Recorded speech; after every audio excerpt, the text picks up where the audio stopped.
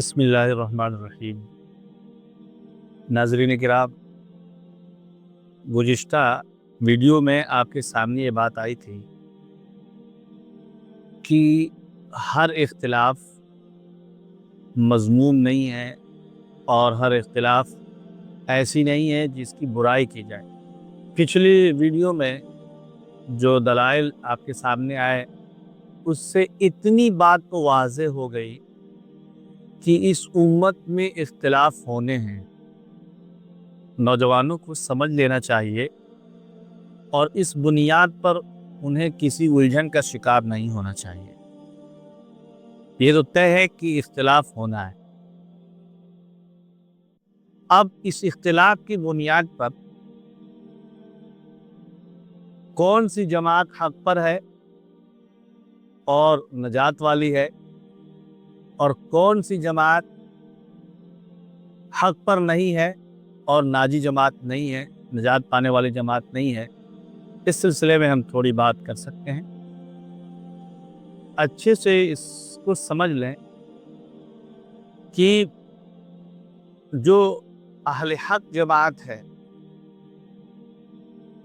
वो जो मज़कूरा रिवायात आई हैं,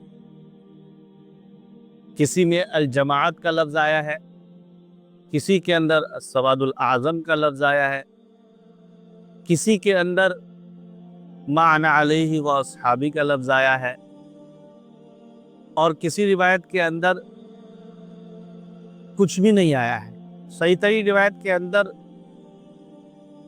कि कौन सी जमात नजात पाने वाली है इसका कोई तज़किरा नहीं है, बल्कि उस रिवायत ने सिर्फ ये बताया है कि इस उम्मत में इख्तिलाफ होगा। लिहाजा ये जो इजाफा है कि नजात पाने वाली जमात कौन सी है, एक रिवायत में है कि जिस पर मैं और मेरे असहाब हैं, और इसमें कोई दो राय नहीं है कि अल्लाह के रसूल और अल्लाह के रसूल के बाद जो सहाबा की जमात है वो अहले हक हैं। इस बात पे पूरी उम्मत मुत्तहिद है। अब इन्हीं के जो फॉलो करने वाले होंगे और इन्हीं के मुताबिक जो चलने वाले होंगे वो नजात पाने वाली जमात होगी। ये बात तो तयशुदा है। लिहाजा जैसा कि पीछे बात आई कि कतई उसूल दीन के अंदर जो इख्तिलाफ किया गया है, जो ममनू है, वो उसूल दीन और दीन के कतई बातों में इख्तिलाफ की बुनियाद पर वो दीन से खारिज हैं और वो उन फिरकों में शामिल होंगे, नाजी जमात में नहीं आएंगे।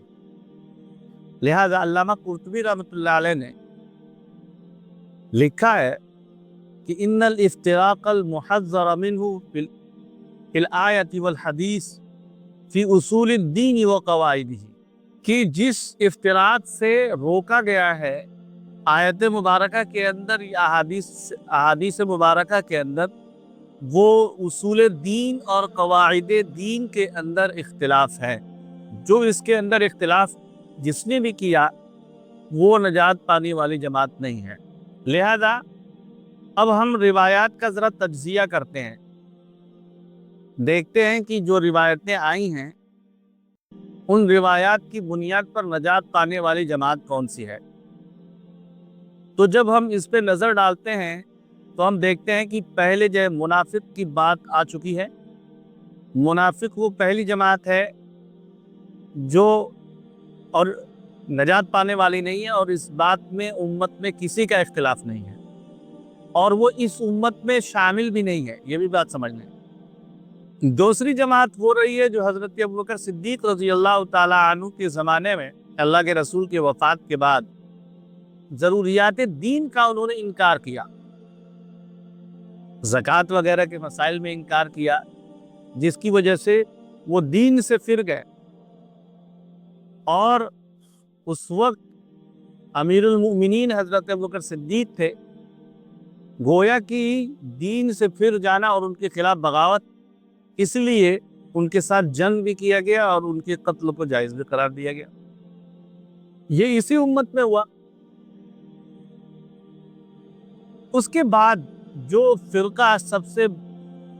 فرقہ الگ ہوا ہے دین میں، وہ خوارج کی جماعت ہے، جنہوں نے اصحاب رسول صلی اللہ علیہ وسلم کے اختلافات اور ان اختلافات کو دور کرنے کے لیے جو ثالثی تیار کی گئی، اس ثالثی کو انہوں نے ایک قرآن کی آیت ان الحکم الا للہ کو بنیاد بنا کر اور بیجا اختلاف کیا اور دونوں جماعتوں کو واجب القتل قرار دیا، اور کافی زیادہ انہوں نے اس معاملے میں غلو کیا۔ ظاہر سی بات ہے اس وقت صحابہ کرام رضی اللہ تعالیٰ عنہ کی جو جماعت تھی وہی جماعت حق پر تھی، اور ان کے خلاف جو ہوئے وہ حق سے غائب، ہاتھ سے نکل گئے۔ لیکن بعد میں جا کر یہ معاملہ مشتبہ ہو گیا کہ ناجی جماعت کون سی ہے، نجات پانے والی جماعت کون سی ہے، اور نجات پانے والی جماعت کون سی نہیں ہے، اور اب تک ایسا ہی چلا آ رہا ہے۔ ہر کوئی کنفیوز ہے کہ نجات پانے والی جماعت کون سی ہے نا؟ تو اس سلسلے میں سمجھ لیجئے، روایات کے اندر اتنا تو طے ہے کہ اللہ کے رسول نے فرمایا کہ میری امت میں یہ فرقے ہوں گے، میری امت کہا گیا ہے، لہذا یہ اسی امت میں ہوں گے۔ اور کتنے ہوں گے اس سلسلے میں دو رائے آئیں۔ متقدمین کی رائے یہ تھی کہ وہ 73 فرقے ہوں گے، جیسا کہ علامہ اسرائینی نے الملل والنحل کے اندر اور علامہ عبد القاہر البغدادی نے الفرق بین الفرق کے اندر ان فرقوں کو شمار کیا ہے کہ یہ 73 ہی فرقے ہوں گے۔ لیکن یہ 73 فرقے ہی ہوں گے، اس سلسلے میں دو رائے پائی جاتی ہیں کہ وہ 73 فرقے ہو چکے ہیں، انہوں نے شمار بھی کر دیا۔ جب ہو چکے ہیں تو بعد میں جو فرقے وجود میں آئیں گے وہ کس میں شامل ہوں گے؟ تو اس کا یہ حل نکالا ہے علماء نے کہ بعد میں جو فرقے آئیں گے وہ انہی 73 میں سے کسی نہ کسی اور فرقے میں شامل ہوتے چلے جائیں گے۔ لیکن متاخرین علماء انہوں نے یہ بات رکھی ہے کہ حدیث کے اندر جو 73 فرقوں کی بات آئی ہے وہ ایک حصر نہیں ہے کہ 73 ہی فرقے ہوں گے، بلکہ کثرت کو بتانے کے لیے ہے۔ اور میں پہلے اس سے بات کر چکا ہوں، چاہے حصر مراد لے چاہے کثرت مراد لے، یہ تو بات طے ہے کہ امت میں فرقے ہوں گے اور ایک ہی فرقہ نجات پانے والا ہوگا، اور ہم اسی پہ بات کر رہے ہیں کہ نجات پانے والا فرقہ کون ہے۔ تو نجات پانے والے فرقے کے سلسلے میں خود اس امت کے اندر اختلافات رہے ہیں کہ وہ نجات پانے والا فرقہ کون ہے۔ اہل سنت میں اختلاف ہے، لہذا امام بخاری رحمۃ اللہ علیہ اور بہت سے علماء کی رائے اس سلسلے میں یہ ہے کہ نجات پانے والے جماعت سے مراد اہل علم کی جماعت ہے اور ان کے متبعین کی جماعت ہے۔ لہذا وہ اس حدیث کو بنیاد بناتے ہیں جس میں کہا گیا ہے کہ ہماری امت میں ایک جماعت ایسی رہے گی جو ہمیشہ غالب رہے گی، اور بعد میں وہ اہل العلم کہا گیا ہے۔ اس کو بنیاد بنا کر دوسری رائے رہی ہے کہ اس سے مراد اہل حدیث یعنی محدثین کی جماعت ہے، جیسا کہ امام احمد بن حنبل رحمۃ اللہ علیہ نے کہا ہے۔ جب ان سے پوچھا گیا کہ بھئی نجات پانے والی جماعت کون ہے، تو امام احمد بن حنبل رحمۃ اللہ علیہ نے فرمایا کہ ان لم یکونوا اہل الحدیث فمن، کہ اگر محدثین اس جماعت میں شامل نہیں ہوں گے تو پھر کون ہوگا؟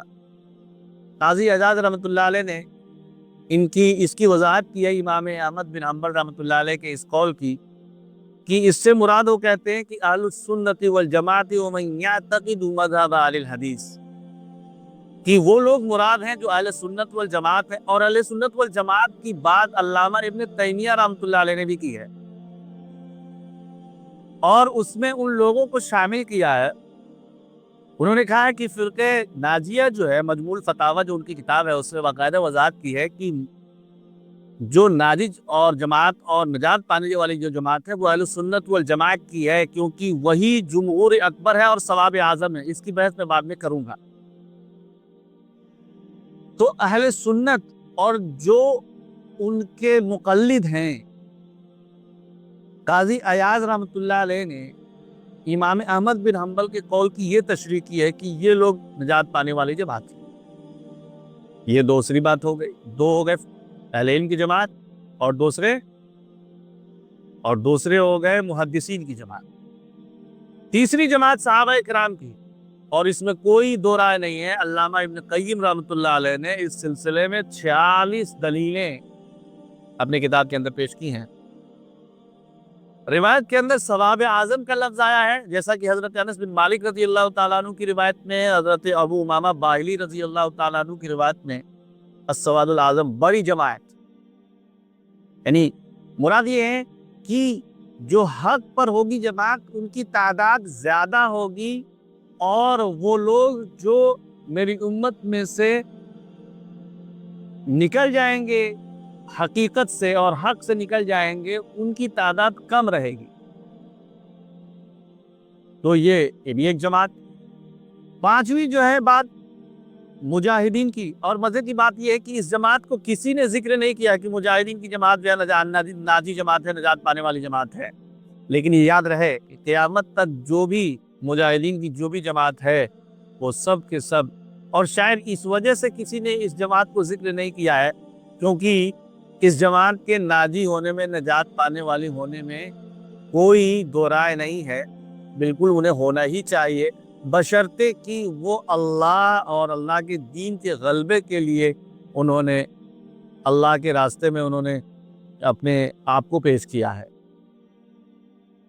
اسی طرح اب جب ان تمام رائےوں کو سامنے رکھتے ہیں ہم، اہل سنت والجماعت اور ان کے معتقدات، محدثین کی جماعت، اہل علم کی جماعت، مجاہدین کی جماعت، بڑا طبقہ، ان تمام چیزوں کو سامنے رکھ کر ہم ایک فیصلہ کن نظریے پر یہ پہنچتے ہیں کہ نجات پانے والی جماعت یقیناً وہ ہوگی جو صحابہ کرام رضی اللہ تعالی عنہ کے علمی میراث کو لیے ہوئے ہوگی.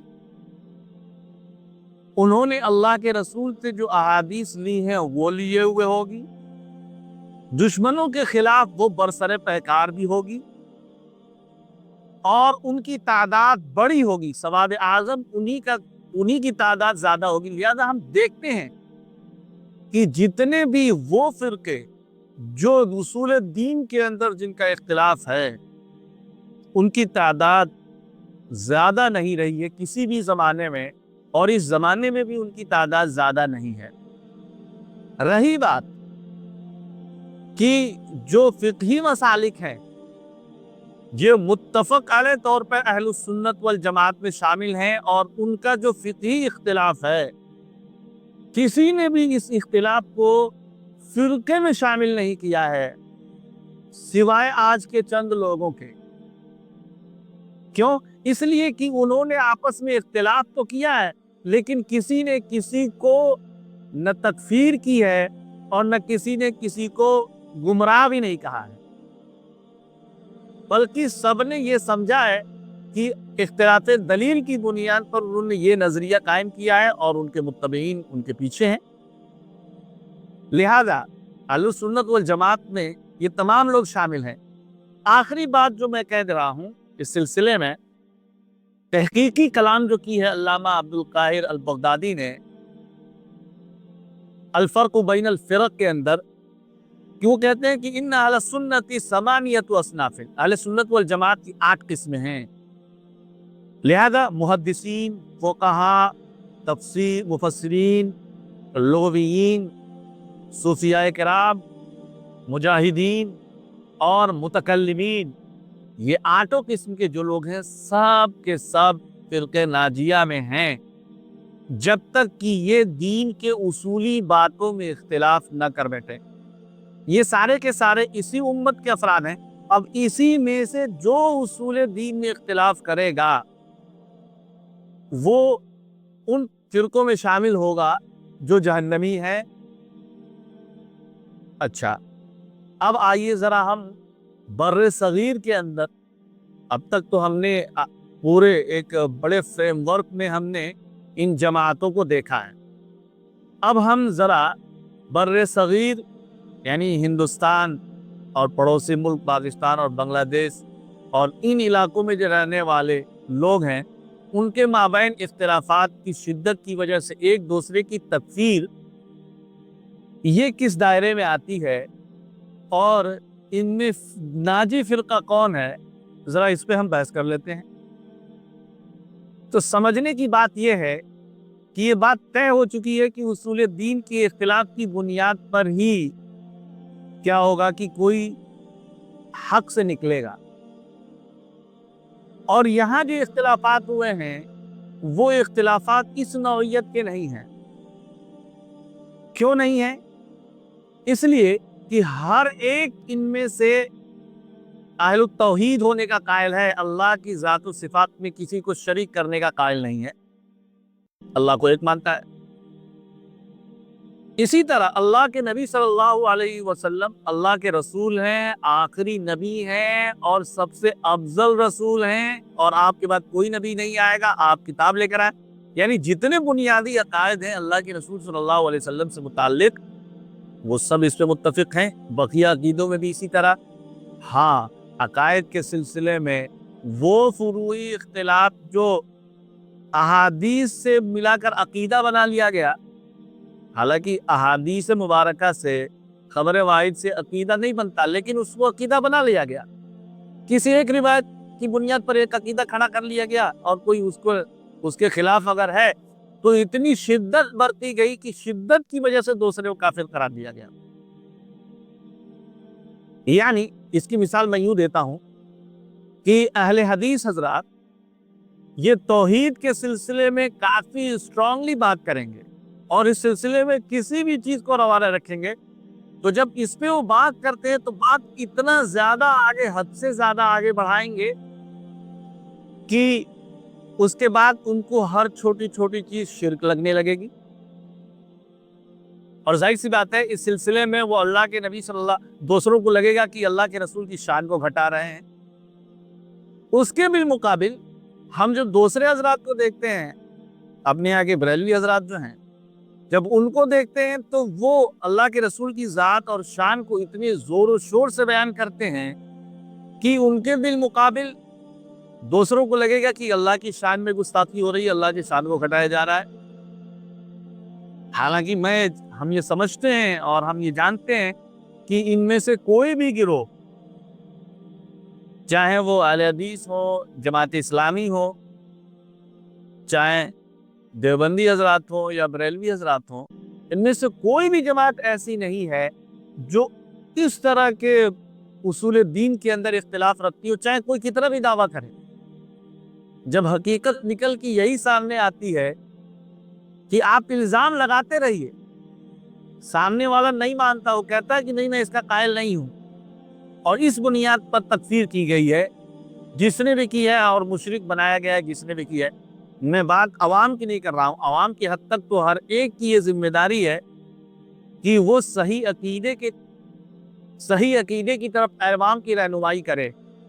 بیچارے علماء جو ہیں وہ تو اپنے آپ کو سیفلی بچا لیتے ہیں اور چھوٹی بنیادی باتیں چونکہ انہیں پتہ ہوتی ہے، لیکن عوام جو جاہل ہے اور جس کو یہ بنیادی فرق پتہ نہیں ہے، وہ شرک میں مبتلا ہو جاتی ہے، کبھی کسی چیز میں مبتلا ہو جاتی ہے۔ ان کو بچانے کے لیے ایک طبقہ ایک بہت مضبوط اسٹینڈ لیتا ہے جس کی وجہ سے یہ اسے کافر اور دوسرا یہ اسے کافر قرار دیتا ہے۔ تو یہ صرف اختلافات یہ شدت کی وجہ سے ہیں، حقیقت پر مبنی نہیں ہیں۔ اس لیے یہ سارے کے سارے اللہ کے رسول کی امت کے ہی لوگ ہیں، اور یہ ان فرقوں میں شامل نہیں ہیں جو فرقے جہنمی ہیں، یہ بات طے شدہ ہے۔ اور اسی لیے बावजूद कि इतनी तकफीर की गई, कादियानियों की तरह तकफीर का कोई कायल नहीं रहा है इस तरह। या वो लोग जो इस दीन से निकल गए, मिसाल के तौर पे गौहर शाही का फिरका, अफ्रीका में कुछ फिरके पाए जाते हैं ऐसे जिन्होंने दीन के नमाज वगैरह का इनकार कर दिया, वो सिर्फ सच्चाई को ही इस्लाम मानते हैं, उनका ये कहना है, तो वो फिरके भी हैं।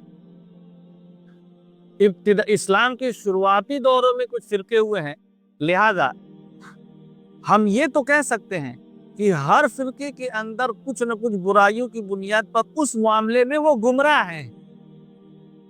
ये नहीं मैं कह रहा कि हर एक बिल्कुल 100% हक पर हो सकता है कि उसके अंदर कुछ कमजोरी हो, चाहे कोई भी हो। मैं बात बिल्कुल क्लियर कर रहा हूं, हर एक के लिए मैं कह रहा हूं कि हर किसी के अंदर कुछ कमी हो सकती है। इस बुनियाद पर उसे गुमराह तो कहा जाएगा लेकिन तकफीर नहीं की जाएगी। लिहाजा ये उन फिरकों में शामिल नहीं है जो फिरके काफिर हैं। अच्छा, एक बात और समझ लीजिए, अल्लाह के रसूल ने जो फरमाया है कि मेरी उम्मत के फिरके जहन्नम में जाएंगे, उससे अक्सर लोगों की राय यही है, जुमहूर की राय यही है कि इससे मुराद ये है कि वो अव्वले मर्तबा में जन्नत में नहीं जाएंगे, जहन्नम में जाएंगे सजा भुगतने के लिए, क्योंकि मेरी उम्मत कहा गया है।